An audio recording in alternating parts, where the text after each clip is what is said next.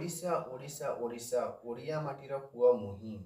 ଆସନ୍ତୁ ମୁଁ କିଛି କହିବି ଏ ଓଡ଼ିଶା ବିଷୟରେ।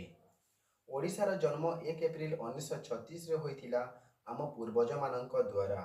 ଆମ ଓଡ଼ିଶା ପ୍ରଥମେ ବିହାର ସହିତ ଜଡ଼ିତ ଥିଲା, ଯାହା 1 ଏପ୍ରିଲ 1936ରେ ଓଡ଼ିଶା ସ୍ୱତନ୍ତ୍ର ପ୍ରଦେଶ ଭାବେ ଗଠିତ ହେଲା। ଓଡ଼ିଶାର ପ୍ରଥମ ମୁଖ୍ୟମନ୍ତ୍ରୀ କ୍ରିଷ୍ଣା ଚନ୍ଦ୍ର ଗଜପତି ଓ ଓଡ଼ିଶାର ପ୍ରଥମ ଗଭର୍ଣ୍ଣର ହେଉଛନ୍ତି ସାର୍ ଚାନ୍ଦୁଲା ମାଧବଲାଲ ତ୍ରିବେଦୀ। ଓଡ଼ିଶାର ପ୍ରଥମ ନ୍ୟୁଜ୍ ପେପର ଉତ୍କଳ ଦୀପିକା ଓ ଓଡ଼ିଶାର ପ୍ରଥମ ଡେଲି ନ୍ୟୁଜ୍ ପେପର ଦୈନିକ ଆଶା। ଓଡ଼ିଶା ମାଟିରୁ ବହୁ କବି ଜନ୍ମ ନେଇଛନ୍ତି। ସେ ମଧ୍ୟରୁ ଓଡ଼ିଶାର ପ୍ରଥମ କବି ହେଉଛନ୍ତି ମହାକବି ଶାରଳା ଦାସ।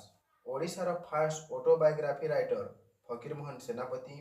ଓଡ଼ିଶାର ପ୍ରଥମ କଲେଜ ରେଭେନ୍ସା କଲେଜ କଟକ 1968। ଓଡ଼ିଶାର first river dam Hirakud dam. ଓଡ଼ିଶାର ହାଇକୋର୍ଟ ହେଉଛି କଟକ। ଓଡ଼ିଶାର ଡିଷ୍ଟ୍ରିକ୍ଟ ସଂଖ୍ୟା 30। ଓଡ଼ିଶାର ରାଜ୍ୟସଭା ସିଟ୍ ସଂଖ୍ୟା 10। ଓଡ଼ିଶାର ଲୋକସଭା ସିଟ୍ 21। ଓଡ଼ିଶାର ବିଧାନସଭା ସିଟ୍ 147।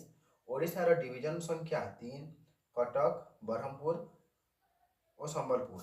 ଓଡ଼ିଶାର ସବୁଠାରୁ ବଡ଼ ଡିଷ୍ଟ୍ରିକ୍ଟ ମୟୂରଭଞ୍ଜ। ଓଡ଼ିଶାର ସବୁଠାରୁ ଛୋଟ ଡିଷ୍ଟ୍ରିକ୍ଟ ଜଗତସିଂହପୁର ଓ ଓଡ଼ିଶାର ପପୁଲେସନ୍ ହିସାବରେ ସବୁଠାରୁ ବଡ଼ ଡିଷ୍ଟ୍ରିକ୍ଟ ଗଞ୍ଜାମ।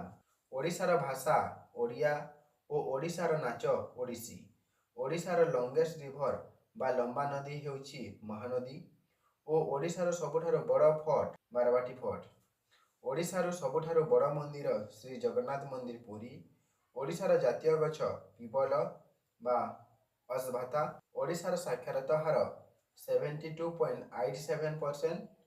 ଓଡ଼ିଶାର ପଡ଼ୋଶୀ ରାଜ୍ୟ 4ଟି ୱେଷ୍ଟବେଙ୍ଗଲ, ଛତିଶଗଡ଼, ଝାଡ଼ଖଣ୍ଡ ଏଣ୍ଡ ଆନ୍ଧ୍ରପ୍ରଦେଶ। ଏମିତିକା ନଲେଜେବଲ୍ ଭିଡ଼ିଓ ଦେଖିବା ପାଇଁ ଭିଡ଼ିଓକୁ ଲାଇକ୍ କରନ୍ତୁ, ଚ୍ୟାନେଲକୁ ସବସ୍କ୍ରାଇବ୍ କରନ୍ତୁ।